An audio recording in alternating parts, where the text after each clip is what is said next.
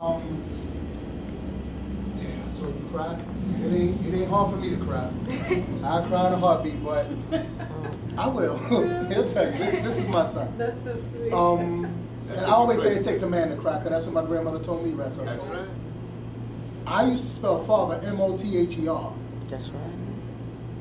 You know, because even though he wasn't there, it didn't stop me from becoming a father. It didn't stop me from becoming a man. And I'm very proud of this young man right here, because I never had to put a hand on him. I discipline him with my words and my wisdom, and then he sits down and thinks about it, and then I come back. I would come back and I would explain to him why I spoke to him that way. Son, my wife, my daughter, every day. There's not a day goes by we don't say I love you to each other. I didn't have that. My mother, I didn't have I love you in my house. My mother raised 2 boys and 4 girls by herself. And her hand was stern. Her love was even sterner. But we didn't have I love you, good night, I love you, good night, I love you, good morning. Hey, we didn't have that. It was get up, time to go to school, good night, go to bed. And I understand, because she was raised at 6 by herself. I tell these young brothers out here, I say, you know what the best part of my day is? When I come home and I turn the key and I hear them say, Daddy's home. That's my day right there. When I was growing up, my mother would tear us up. Because, you know, you raise 6 kids by yourself, I ain't got time to talk. I'm just going to whip that behind and move on. And I can remember myself saying, when I grow up, I'm not going to hit my children. And I made sure that happened. It's a real good thing when you can talk to your children and get through them to them that way. You have so many women that are raising their children by themselves. A lot of what's happening in the house is frustration. It's not like it's not there. It's here, but it's not portrayed. Because I got to get you up and get you to school. And I got to worry about this, and I got to do that, and I got to do the other, and I got to do whatever. And I am mother and father and whatever, and I just don't have the time. I love you, but I don't have the time to tell you or to sit down or whatever. So we have a lot of work to do. That's huge in so many different levels, because I think there should be a certain, I was raised in the South, and I think there should be a certain hierarchy and how things should be within the household. So what I'm saying is that, you know, as an adult, you have to be mindful of things that are happening. Children, you cannot learn if you're not disciplined. You can't learn because you don't know. If I was an irresponsible parent, now I have to say I will swat behind. But you know, I'm listening too. But it's say for instance, like sometimes it's out of fear. Like my son going to stick a pin in a socket. Now, before I could yell at him and explain to him what's going on, I may, you know, pop him, you know, and, you know, whatever, or the fact, or grab him too hard because he's running across the parking lot, you know, and there's a car coming. You have to put things in its place, and you know, and really, like, you know, just to figure out, okay, what's the best way to attack, you know, to deal with these particular issues. Beating kids to me is evil. That's just period to me. Now, the reason I wrote this book is because, yes, we do have like some learned behavior, and we have, like you said, he go to put that thing in the socket, I got a problem just to get him, you know, whatever. And I wrote the book because as parents, we do need guide, right? And I'm no expert, but I am an educator. Like, I have to come up with some solutions. And the solutions that I chose to come up with could not and were not. You better knock him out, because that's not how I roll, and that's just not going to give the result we're looking for. A solution that will take the kid out of their behavior and get them acting better, or help them. I've had parents say, I don't know what to do no more in this game. I just don't know what to do. I don't know what to do.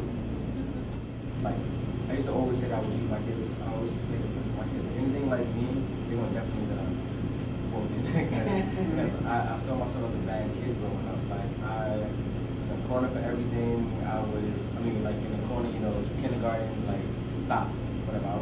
My father was always beating me for something. But then, I don't know, as I've just me graduating from college, and me just like thinking about something or classes. It's like I wasn't necessarily a bad kid. I just had nothing to do. I had no activities. Like my father never engaged me into any after school activities. I never was involved in sports. I never was involved in anything. I was involved in only what he wanted me to do. So, which was following him around, like PTA meetings, following him around, whatever meetings he was going to hang out with friends and, doing things grown folks should do, like drinking and all that stuff. And I'm there. Then you want to ask me why you acting like you're grown? It's like I'm 7, and you have me with you. Why? Like I should be doing something. Maybe if I was in karate, if I was in something, if I was in a Boys and Girls Harbor, like if I was something, but doing something, but I wasn't. I was just following him. So it wasn't a thing of I wasn't bad. It was just I was bored, and so it was like, okay, what else do I do with myself? But to cause trouble, and then I do something, and I get beating for it and stuff like, didn't I tell you? I'm like, no, you didn't tell me. No, you didn't tell me what not to do. So it's like I was there, but it's like I was just this little how can I say like I was a sluggish. I don't know what got me to the level that I am now, but maybe it's just me seeing his mistakes and stuff. But I feel like I guess for me, like realizing that even as like with me being a black male, I realize that I have to counter the things that he showed me. I have to be something better. And I feel like I wasn't a bad kid. I wasn't a kid who needed to be beat, even though I was. I feel like if I raised my kids with things to do, and with just activities in their life, and with having a more positive mindset and stuff, and I feel like I wouldn't have to. I'd be like you. I wouldn't have to. I believe my kid would already know. That's why you realized who you were. So much is going through my head because I was actually beat a lot. I had someone tell me when I did some therapy that I was abused. And I really didn't want to receive that, but I did always have a lot of will to my body. And I would be really very stressed out, and I think a lot of that kind of broke my spirit. It made it very difficult for me a lot of times to stand up for myself, because I had I grew up in the South too, and I had a mother that very much was raising me to be somewhat of a conformist. But what's really interesting to me is that within the context of all of what I experienced, I realized that I still had a very strong spirit, and it's something that I hear all the time when I'm listening to people like I mean, to me, the last thing I heard when you were interacting with your father was not really somebody who was being disrespectful, but someone who really just stood up for herself. Mm-hmm. And it sounded like he received that, like not that it was something that really challenged his authority, but something that it's almost like being enlightened on a certain level. And I always kind of felt strange, because I remember, like my parents used to beat me a lot because they said I was a liar, and I actually was a liar.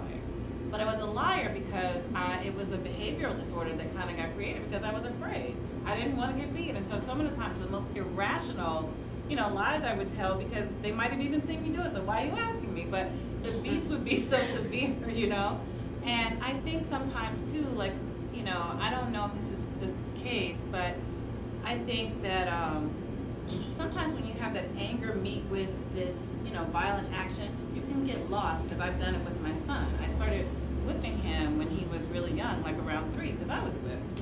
And I thought that worked. It might work. I mean, I had confusion about it, but I just felt like I didn't know how to get him to do what I thought he ought to be doing. I didn't really, and I'd gone to some parenting classes by accident at Harlem Children's Zone, which I thought were really great. But it still kept getting into this zone where I didn't realize I was engendering certain things in him because I was being really critical. I was also highly criticized, It's like, I think my parents were always trying to protect me, and I think that that's something that also comes out of slavery, not wanting to have your kids be in a situation where anybody else is talking to them or they might get in trouble. So I never really felt like my parents didn't love me, but I definitely didn't feel safe. I didn't feel a certain security. And I was actually doing that to my son. I saw it.